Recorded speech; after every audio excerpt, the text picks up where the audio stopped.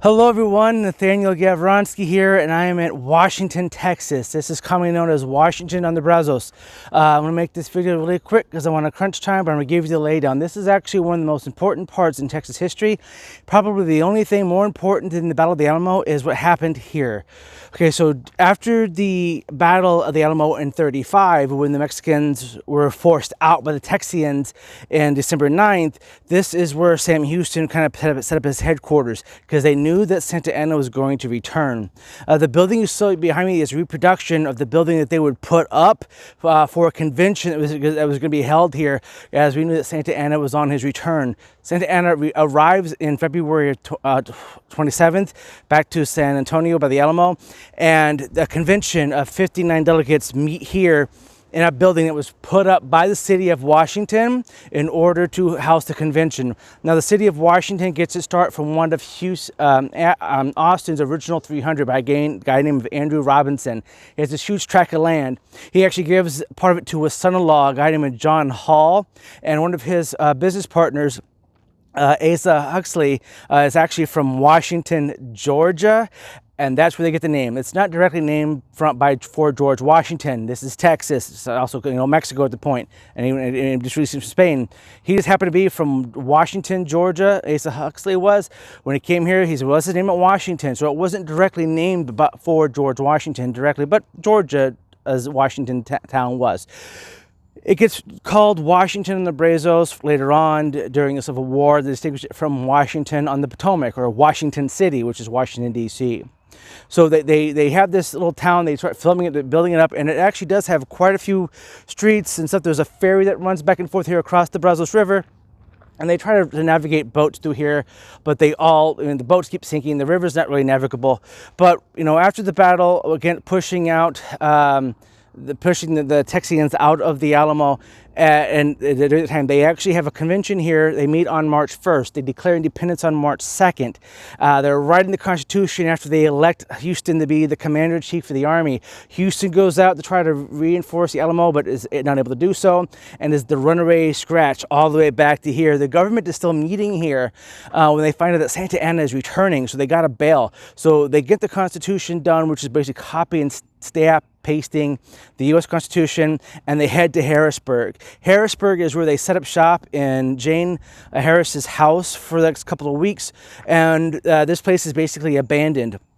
A lot of people in the area are fleeing because they know Santa Anna is coming. Houston is unable to really prevent, or stop any of the battles because he doesn't have the forces. It wasn't until the Battle of San Juan Jacinto that things change around. This becomes the capital of Washington, the county seat of Washington County, even though the Republic of Texas would move its capital to Houston for a brief moment in time before being sent to Austin. Because of the Mexican army coming in and sacking San Antonio, the capital is sought to be pushed back towards the east. Now, Sam Houston, who's the president of the Republic at the time, doesn't actually want to go back to Houston because it smells and it's actually really expensive. So he elects to come back here. And this town has about 2,000 people at its peak. And he sets up shop here, and they actually make this area the Capitol building from 42 until 45, because San Antonio and the Alamo keeps getting attacked by the Mexican army. Austin's at danger, and so they basically make this the governing town, and there's very little left of it. After the 45 convention, they agree on a couple of things. One, they're going to be annexed by the United States. They agree that this is going to happen. They also agree to move the capital back to Austin until 1850, when they will reintroduce a territory statewide election to determine where the capital should be. So the capital leaves Washington on the Brazos one last time to never return. This town was tried to still be a riverboat town for a number of years, but when the railroad tried to actually put the railroad through here, these people are like, no, we're a boating town. We're a railroad town. We don't need to be, we're not a railroad town. We are the riverboats. Well, the railroad said it went somewhere else, and then that was the end of it. The town basically started to ship out. A lot of the people would actually stack up their houses and their buildings brick by brick and move them to other towns in the area. In Washington on the Brazos became basically a field. everything around here is now reproduction, minus a few excavating a couple of areas over here. We know where some of the buildings were. This actually became a really big, huge German settlement in the late 1800s, early 1900s. It became a German town, but the settlement kept, kind of dying out. The Know Nothing Party, the which is basically anti-immigrants, only Americans party. They had their conventions here a couple of times, but the town's basically empty. It's not even incorporated anymore because they didn't submit a budget for so many years. There's no city council, so it's gone. But the next couple of years, though, they are renovating everything. They're laying out the original streets. They knew where they were. They know where they were. They know where some of the buildings were, the Pacific buildings. They're putting those up. Back in the 30s, they removed the original house.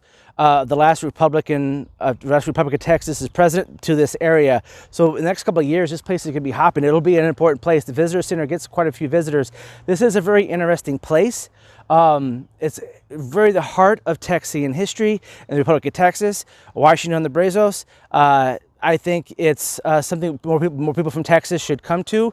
These people here were facing the same predicaments that people were in Philadelphia when Bunker Hill took place. So this is where these men decided that they were going to go forth and make this revolution stick.